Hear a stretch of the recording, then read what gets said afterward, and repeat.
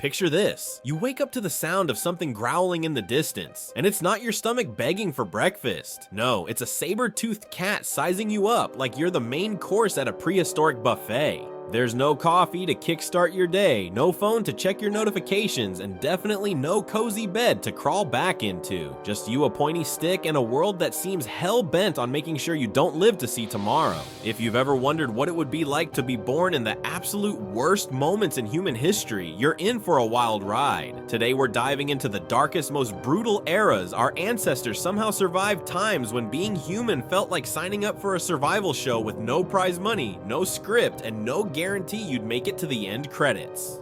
In this video, we're going on a journey through the toughest periods in history, from crumbling empires to pandemics that turned thriving cities into ghost towns. These were the moments when survival wasn't just hard, it was a daily gamble with stakes higher than your last Wi-Fi outage. We'll explore what made these times so unforgiving, how our ancestors clawed their way through, and what their struggles can teach us about our cushy modern lives. Because let's be real, while we're out here stressing over a low battery or a lukewarm latte, our ancestors were dodging predators, starvation, and diseases with names we can't even pronounce. So let's step into a world where life was less about thriving and more about not dying before lunch. Let's start way back, about 50,000 years ago, when our Homo sapiens ancestors were roaming the plains of what we now call Africa.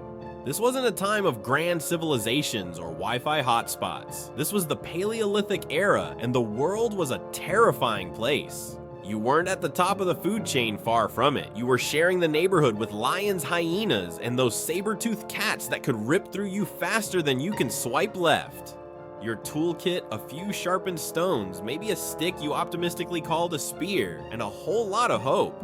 No one had invented antibiotics, agriculture, or even a decent pair of sandals. Every day was a high-stakes game of will I eat or be eaten. And yet somehow our ancestors didn't just survive, they laid the foundation for everything we take for granted today. Now you might be thinking, okay, that sounds rough, but they were tough, right? They were built for it. Well, not exactly. Early humans weren't superheroes with rippling muscles and perfect survival instincts. They were just like us, squishy, vulnerable, and probably a little confused about why life was so hard.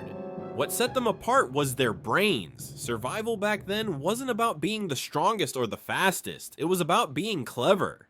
Our ancestors figured out how to work together, share food, and outsmart predators that could bench press them without breaking a sweat. They learned to track animals, find edible plants, and build shelters out of whatever the environment threw at them. Sticks, bones, maybe a mammoth hide if they were feeling fancy.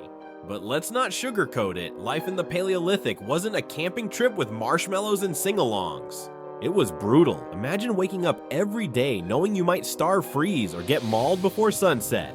The environment was as much an enemy as any predator. Harsh winters, scorching summers, and unpredictable droughts meant you were always one bad season away from disaster. And if that wasn't enough, you had to deal with other human groups who weren't exactly rolling out the welcome mat. Competition for resources was fierce, and let's just say diplomacy wasn't a thing yet.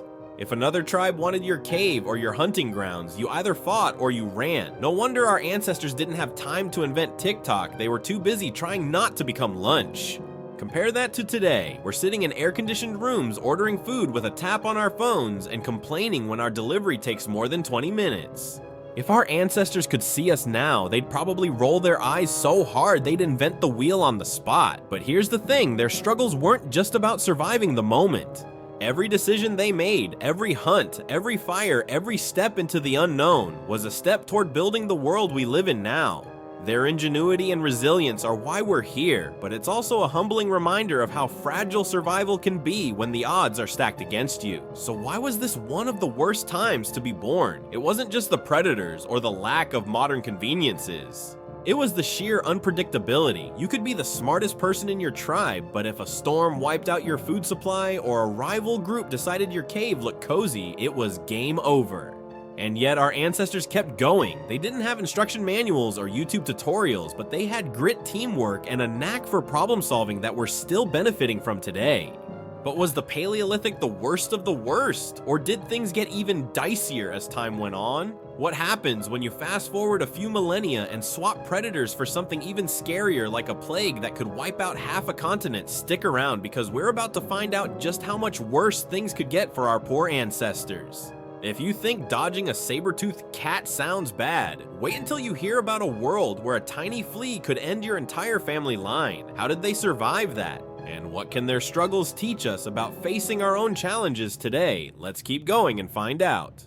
So we've just left our Paleolithic ancestors dodging saber-toothed cats and praying their sharpened sticks were sharp enough to keep them off the menu. That was rough, no doubt, but if you thought outsmarting a hungry lion was the peak of human misery, hold on to your Wi-Fi router because things are about to get a whole lot worse. Fast forward about 50,000 years, and we're landing in the mid-14th century, right in the heart of medieval Europe. Congratulations, you've just been born into the era of the Black Death, a time when a tiny flea could ruin your life faster than a bad Tinder date. This wasn't just a bad day or a bad year, this was a full-on apocalyptic nightmare that made the Paleolithic look like a warm-up act. Imagine waking up in a bustling medieval town in 1347. The streets are alive with merchants hawking their wares, kids running around, and the occasional pig wandering through like it owns the place. Life's not perfect, your shoes are basically glorified socks, and dental care is a distant dream, but it's manageable. Then out of nowhere, people start dropping like flies, not metaphorically either. One day, your neighbor's fine. The next, he's coughing up blood and looking like he's auditioning for a zombie movie. The Black Death, caused by a bacterium called Yersinia pestis, carried by fleas on rats, swept through Europe like a grim reaper with a to-do list, wiping out somewhere between 30 to 50% of the population. That's right, flip a coin, and that's your chance of making it to next week. What made this era so brutal wasn't just the body count, though. That was horrifying enough. It was the sheer chaos it unleashed. Nobody knew what was causing the plague. Germ theory, not a thing yet. People thought it was bad air divine punishment, or maybe just their neighbor's questionable hygiene. They tried everything to stay alive, praying burning herbs, even rubbing onions on their armpits like it was some medieval life hack. Spoiler, the onions didn't help, and neither did blaming the local cats, which fun fact led to fewer rat killers and more plague. It's like the universe was playing a cruel prank. Oh, you thought life was hard? Here's a flea to make it worse. If you were born during this time, your life was a lottery you didn't sign up for. Survival wasn't about being tough or clever like our Paleolithic pals, it was about luck, pure and simple. The plague didn't care if you were a peasant, a knight, or a king. It tore through villages, cities, and entire regions, leaving ghost towns in its wake. Trade routes shut down fields when unplowed, and society started to unravel like a cheap sweater. Imagine trying to plan your week when half your friends are dead, the other half are panicking, and the local priest is shouting about the end of the world. And you thought your group chat drama was bad. Now let's zoom in on what it was like to live through this. Picture yourself in a small European village. The air smells like a mix of despair smoke and whatever passed for medieval deodorant. You're trying to avoid touching anyone because that guy who sneezed at the market might as well be carrying a neon sign that says Plague Central. Your family's huddled in a cramped, drafty house, hoping the next door neighbor's cough doesn't mean you're all doomed. Food's running low because farmers are either dead or too scared to work, and the local economy's tanked harder than a crypto scam. Oh, and forget about healthcare. Your doctor's probably busy bleeding you with leeches or suggesting you pray harder. Good luck, but here's where it gets interesting. Despite the chaos, humans didn't just roll over and give up. Some survived through sheer dumb luck, sure, but others got creative.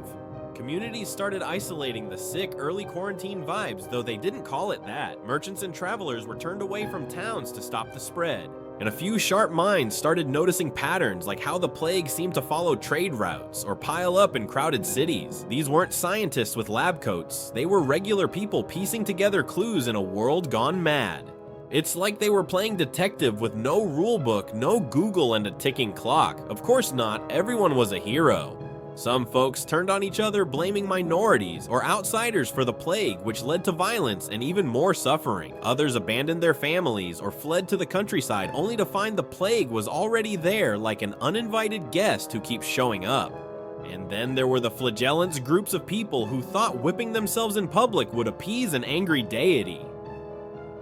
Imagine explaining that one to your TikTok followers.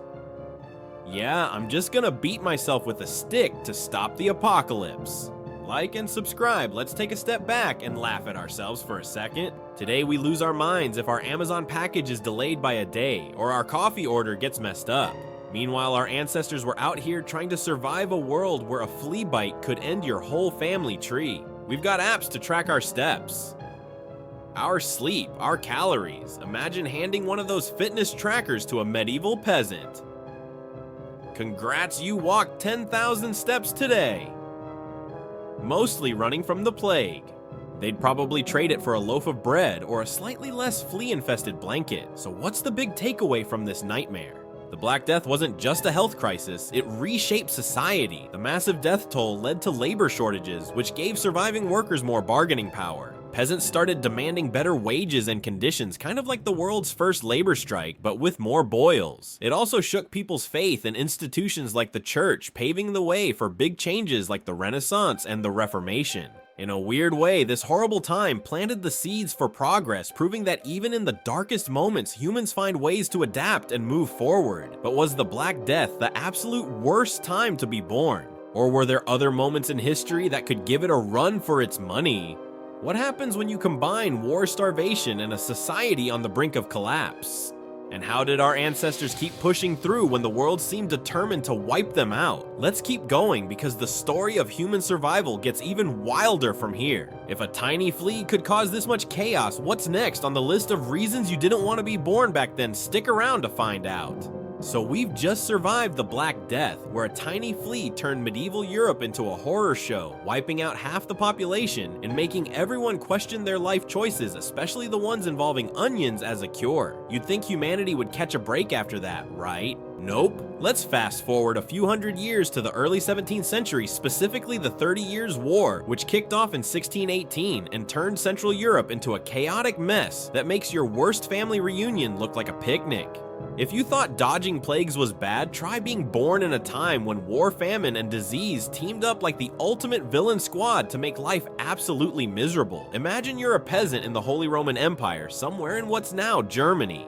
You're not exactly living the high life. Your daily menu is bread, maybe some cabbage if you're lucky, and your house is basically a pile of sticks with ambition.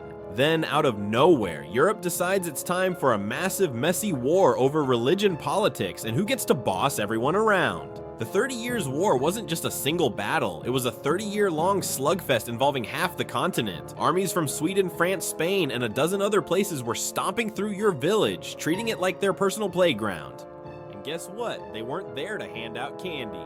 What made this era so brutal wasn't just the fighting, though there was plenty of that swords, muskets, and cannons tearing through towns like a medieval action movie. The real kicker was the ripple effect. Armies didn't exactly pack their own lunches back then. They lived off the land, which is a fancy way of saying they stole your food, burned your crops, and maybe set your house on fire for fun. Famine swept through like an uninvited guest who eats everything and never leaves. If you managed to scrape together a meal, you still had to dodge disease because surprise war and starvation make perfect breeding grounds for things like typhus and dysentery. Forget streaming your favorite show. Your daily entertainment was hoping you didn't catch the runs that could kill you. Life during this time was like playing a game of survival roulette. If the soldiers didn't get you, the hunger might. If the hunger didn't get you, the disease probably would. And if you somehow dodged all that, there was still a chance your village would be caught in the crossfire of some noble's ego trip. Entire regions were depopulated, not because of one big event like the Black Death, but because of a relentless grind of destruction. Some estimates say parts of Germany lost up to 60% of their population. That's not just losing your neighbors, that's losing your entire world. Imagine trying to keep your spirits up when your town's population is shrinking faster than your phone battery during a power outage. But here's where humans showed their stubborn streak. Despite the chaos, people adapted. Some fled to less war-torn areas, others banded together to protect their communities. A few clever folks even turned the war's chaos into opportunity, becoming merchants or suppliers for the armies, because if the world's falling apart, you might as well make a buck selling bread to the guys with the guns. These weren't grand heroic acts, they were small gritty choices to keep going when everything screamed give up. It's like our ancestors looked at the universe and said, "You call this a war, hold my stale bread, I've got surviving to do." Now let's sprinkle in some perspective. Today we get annoyed when our food delivery app crashes or when we have to wait 5 minutes for our coffee. Meanwhile, our 17th century ancestors were out here wondering if they'd have a home tomorrow or if they'd be eating grass for dinner. We've got entire social media threads dedicated to complaining about slow internet, but these folks were dealing with slow everything, slow food, slow travel, slow death by disease. If you handed them a smartphone, they'd probably use it as a plate or a weapon because that's how practical they had to be. What's wild is how the 30 Years' War didn't just destroy it, reshaped the world. The war ended with the Peace of Westphalia in 1648, which basically redrew the map of Europe and laid the groundwork for modern nation-states. It also made people rethink how wars were fought, because let's be honest, 30 years of everyone losing was a bit much. The war's devastation forced communities to rebuild smarter with better agricultural practices and stronger local governments. It's like humanity took a beating, dusted itself off, and said, all right, let's not do that again. But let's not kid ourselves, surviving this era wasn't about being a genius or a warrior, it was about endurance. The people who made it through weren't necessarily the strongest, they were the ones who could adapt to a world that kept throwing curveballs. They learned to hide their food from soldiers, to rebuild after every raid, to keep going when hope was as scarce as a hot meal. It's humbling to think about, isn't it? We're out here debating which streaming service has the best shows while they were debating whether to risk a trip to the well or just drink rainwater. So what does this tell us? The 30 Years' War was a masterclass in human resilience, but it was also a reminder of how fragile society can be when everything food safety community gets ripped away. It makes you wonder, could we handle that level of chaos today? If our Wi-Fi went down for a month, would we band together like our ancestors, or just tweet angrily until the battery died? And what other moments in history could possibly top this for sheer misery? We've seen predators, plagues, and now war. What's next? Could there be a time even worse than this where survival was an even bigger gamble? Let's keep digging, because the story of human grit isn't over yet, and the next chapter might just blow your mind. Alright, we've been on quite the ride, haven't we? We started way back in the Paleolithic, where our ancestors were out here dodging saber-toothed cats with nothing but a pointy stick and some serious grit. Then we jumped to the Black Death, where a tiny flea turned medieval Europe into a post-apocalyptic nightmare. And just when you thought things couldn't get worse, we landed in the 30 Years' War, where war, famine, and disease teamed up to make life feel like a never-ending bad day. These were the moments when being born human felt like drawing the short straw in the cosmic lottery. But here's the thing, our ancestors didn't just survive these brutal times, they found ways to adapt, rebuild, and keep pushing forward. So let's wrap this up by looking at what their struggles mean for us today and what we can learn from the worst times to be born. Let's take a step back and think about what we've seen. In the Paleolithic, survival was all about outsmarting nature, predators, weather, starvation. Fast forward to the Black Death, and it was about enduring a mysterious plague that turned towns into graveyards. Then the 30 Years' War showed us how human conflict could make things even worse, with armies trampling through lives like they were playing a real-life game of Risk. Each of these eras was a different flavor of awful, but they all had one thing in common: the odds were stacked against humanity, and yet we're still here. Our ancestors didn't have smartphones, vaccines, or even a decent pair of boots, but they had something we're still tapping into today: resilience. What's wild is how each of these periods didn't just test people, they reshaped the world. The Paleolithic forced our ancestors to get clever, inventing tools and teamwork that laid the groundwork for civilization. The Black Death shook up medieval society, giving peasants a chance to demand better lives and sparking changes that led to the Renaissance. The 30 Years' War, as brutal as it was, redrew the map of Europe and taught people how to rebuild smarter. These weren't just moments of survival, they were turning points that made us who we are. It's like humanity kept getting knocked down, only to stand up, dust itself off, and say, alright, let's make something out of this mess. Now let's bring this home. We're living in a world where our biggest daily battles are things like a slow Wi-Fi signal or a coffee shop getting our order wrong. Meanwhile, our ancestors were out there staring down predators, plagues, and armies with nothing but their wits and a stubborn refusal to quit. If you handed a Paleolithic hunter your phone, they'd probably try to use it as a club. If you told a medieval peasant about your stressful Zoom meeting, they'd laugh or cry because their version of stress was wondering if they'd survive the week. And those folks in the 30 Years' War, they'd trade their entire village for a single grocery store run. It's humbling to think about how much we take for granted, isn't it? But here's the big question, are we really that different from them? Sure, we've got technology, indoor plumbing, and the ability to order pizza from our couch, but when you strip it all away, we're still the same squishy humans trying to make it through a chaotic world. Their challenges were fangs and fleas. Ours might be climate change misinformation, or the fact that we're one bad day away from forgetting every password we've ever set. The lesson from our ancestors isn't just that they survived, it's how they survived. They adapted, they collaborated, and they kept moving forward no matter how bad things got. That's the secret sauce of humanity. We're stubborn, we're creative, and we're better together. So what can we take from these brutal times? First, adaptability is everything. Whether it was figuring out how to hunt a mammoth or isolating the sick during the plague, our ancestors didn't just sit there hoping things would get better, they made it happen. Second, community matters. Those who survived the 30 Years' War weren't lone wolves. They banded together, shared resources, and rebuilt. And finally, resilience isn't about being fearless. It's about facing the chaos and finding a way through.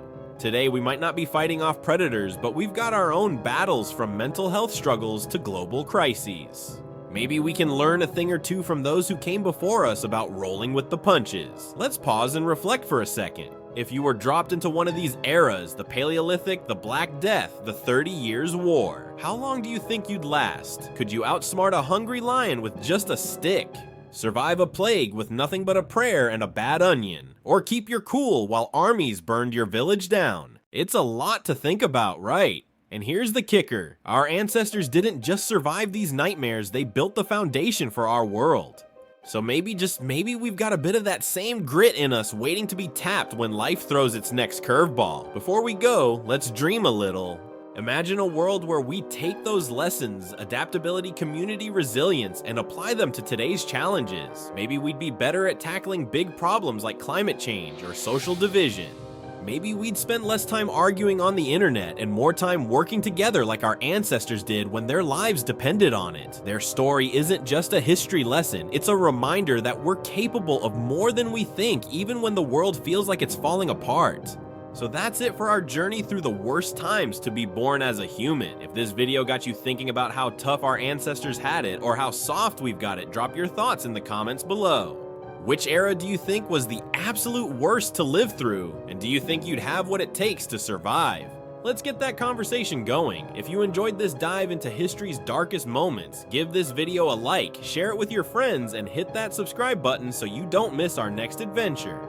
Want more wild stories from the past? Check out our video on the craziest battles in history for another dose of human grit and chaos. Thanks for watching, you absolute legends. Stay curious, stay resilient, and we'll see you in the next one.